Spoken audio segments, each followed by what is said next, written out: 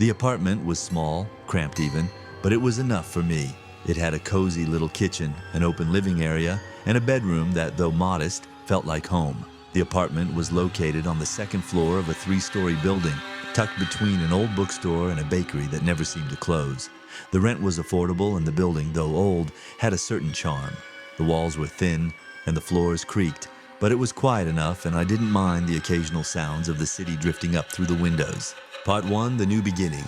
I had just turned 26 when I decided to make a fresh start. After years of working dead-end jobs to pay off student loans and make ends meet, I finally landed a job that offered stability, something I'd been desperately craving. I wasn't rich, but I was finally able to afford something that felt like my own. I moved into a small, 1-bedroom apartment in the heart of the city, just a few blocks from my office. The only downside to my new place was the view. My apartment's single window looked out over an alleyway, dark and narrow, with only a faint stream of light making its way through the streetlights at night. On the other side of the alley, there was an old building, a townhouse, slightly run down with cracked windows and peeling paint. There was a tall iron gate in front, and ivy had overtaken the walls. The building had a gloomy, abandoned look to it, but I didn't think much of it.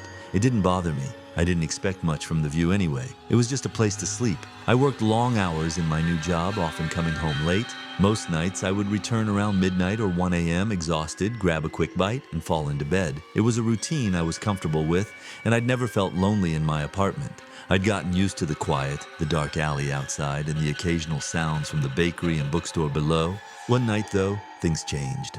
It was a Tuesday night when I first noticed something unusual. I had come home later than usual, around 2 a.m. After a long shift, I wasn't thinking about anything in particular. I was tired, and all I wanted was to eat something and go to bed. I walked in, dropped my keys on the counter, and flicked on the overhead light. As the light filled the room, I glanced absent-mindedly out the window, my gaze drifting across the alley, and then I saw it. A flicker, a shadow moving quickly behind the curtain of the window across the alley. At first, I thought it was my mind playing tricks on me. The curtain had probably just blown in the wind or shifted because of the breeze.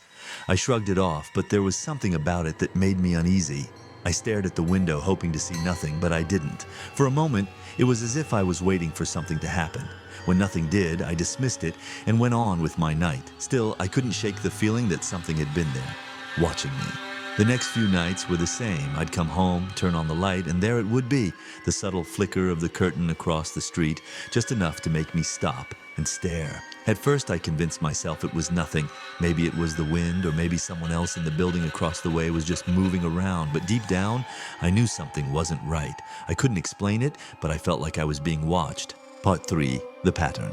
It didn't take long for me to notice the pattern. Every time I came home, no matter how late it was, the same thing would happen. I'd walk in, turn on the light, and the curtain would shift. A hand maybe? I couldn't tell for sure. But it was always the same, the subtle motion followed by stillness. No one ever appeared in the window. It was as if whoever was watching me didn't want to be seen.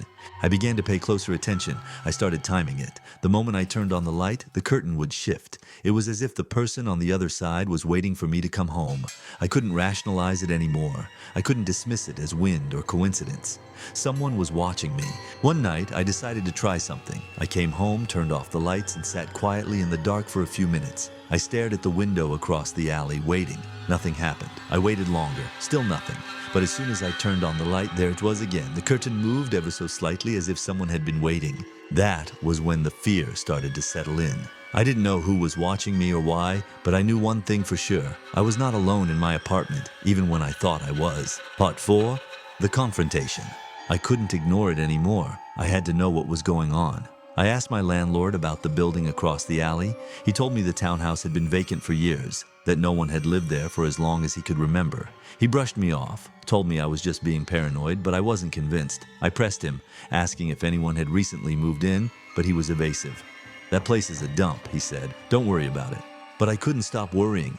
The feeling of being watched grew stronger every day. Every time I came home, I felt a chill run through me as I approached the window. The movements across the alley grew bolder. I could see more of the curtain now, more of the figure behind it, though I still couldn't make out any details. But it was clear now. Someone was waiting for me. Someone was watching. One night, I came home later than usual. Around 3 a.m., I was exhausted, barely able to keep my eyes open. But when I walked in and turned on the light, I saw something that made my heart stop. The curtain across the alley was wide open, and standing behind it, just barely visible in the darkness, was a figure, a shadow, a person. My pulse quickened as I stood frozen in the doorway. The figure didn't move. It was just standing there, facing my apartment, staring into the window. My blood ran cold. The room felt like it was closing in on me. I ran to the window, peering out, but the figure was gone. The curtain was drawn again, but the feeling of being watched remained. Part 5, The Note. The next day, I came home to something new. I had just walked in, feeling uneasy, when I noticed something strange. A piece of paper was stuck in the door frame. At first, I thought it was junk mail, but as I pulled it free, my heart skipped a beat. The note simply said, "I see you." I didn't know what to think. My hands were shaking as I read the note again. It wasn't just my mind playing tricks.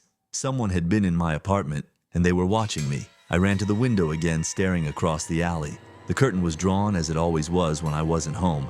I couldn't stay in the apartment anymore. I called my friend Sarah and begged her to let me stay with her for a few nights. I packed a bag, grabbed my essentials, and left. That night, I couldn't stop thinking about the note, the figure, the feeling of eyes on me even when I couldn't see them. Part 6. The Discovery. The next morning, I returned to the apartment to gather more of my things. I knew I couldn't stay there anymore. As I walked into the living room, my heart stopped. The curtain was wide open again, but this time, there was something different. The chair in the room across the alley was facing the window, and in the chair, there was a figure. It wasn't just standing behind the curtain anymore. It was sitting there, waiting for me. I ran to the window, heart pounding, but the figure was gone.